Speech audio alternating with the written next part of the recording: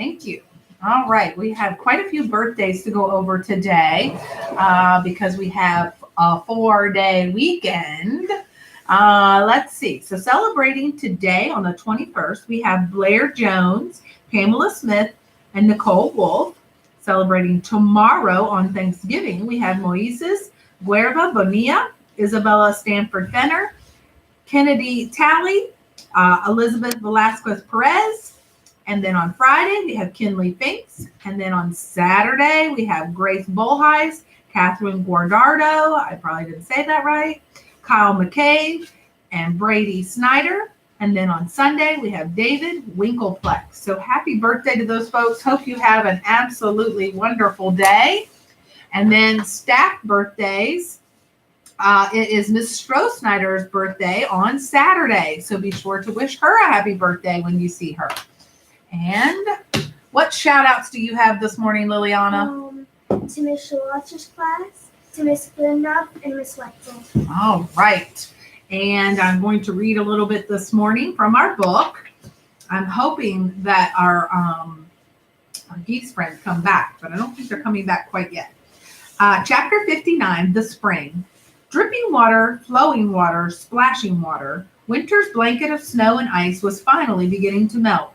White was fading away to expose the grays and browns that had been hidden beneath. Little green buds were appearing all over.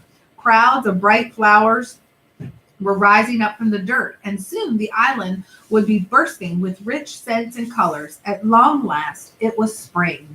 The lodgers returned to their own homes. The hibernators emerged from their secret places. Roz roamed across the island and checked in with the beavers and the bears and all the friends she'd missed. Then the robot went home to work in her garden. After the bitterest winter anyone could recall, life was slowly returning to normal.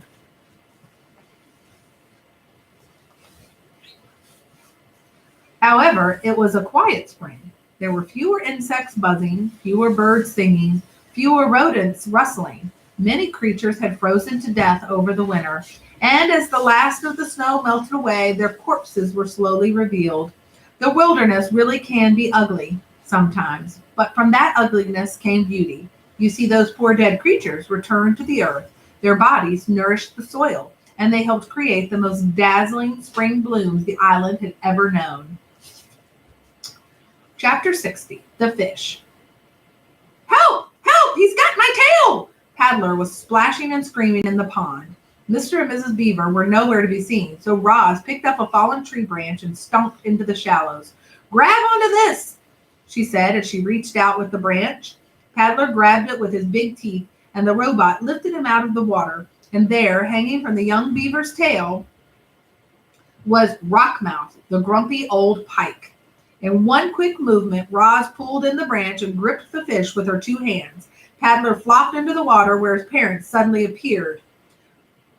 What is wrong with you, Rockmouth? Mrs. Beaver dragged her son away. You've always been a nuisance, but this time you've gone too far. Do us all a favor, Roz, and toss him into the vultures.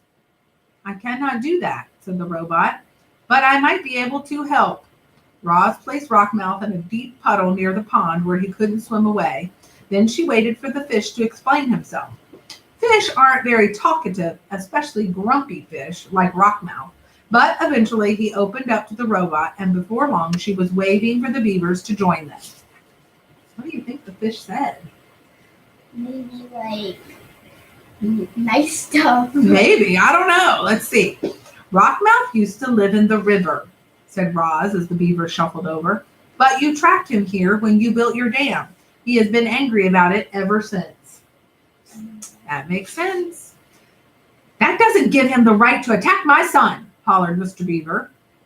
It most certainly does not, hollered Mrs. Beaver. I'd be upset too, said Paddler softly. I'd hate to be kept away from my home. Mr. Rockmouth, you should have said something sooner.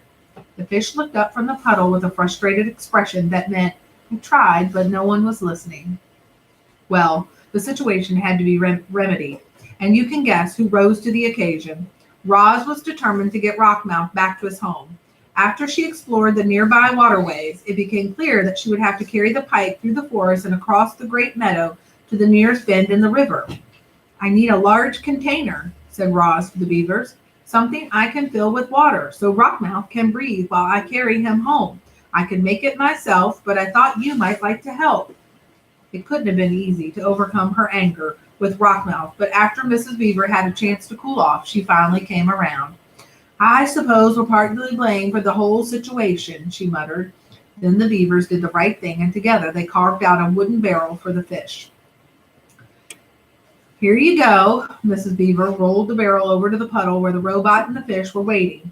"This should work nicely, Rockmouth. I hope you're happy back in the river."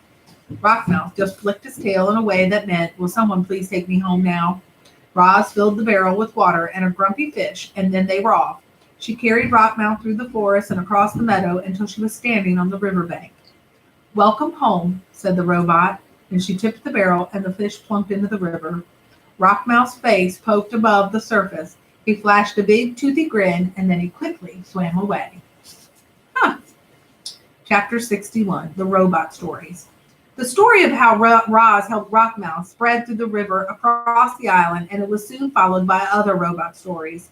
There were stories of Roz growing gardens in dry, barren places. There were stories of Roz nursing sick animals back to health. There were stories of Roz creating ropes and wheels and tools for helping her friends, but most of the new stories were about the robot's wildness. You see, Roz had noticed that the wilder she acted, the more the animals liked her. And so she barked with foxes and sang with birds and hissed with snakes. She romped with weasels. She sunbathed with lizards. She leaped with deer. That spring was a very wild time for our robot. And we'll read one more chapter. Chapter 62, The Return. It was a quiet afternoon on the pond, but the quiet was gradually being overtaken by sounds not heard around there for many months. The sounds grew louder and louder, and then a flock of geese appeared above the trees. Honk, honk, honk! Most flocks of geese moved lazily through the sky and trail off in wobbly lines, but not this one. This flock was fast. It flew in a perfect V formation, and it was led by a small, graceful goose. The flock flew once around the pond before gliding down and gently splashing into the water. The geese gathered in a tight group in the middle of the pond. They floated for a while, softly honking to one another. And then the leader broke away from the others. He swam straight toward the nest, waddled into the garden, and fluttered up to his mother's shoulder. "Welcome home, son," said Roz. "It's good to be back, Ma," said Bright Bill. And we will stop there for today. So you can choose to be the kind of leader that you would follow and make it a great day. So long.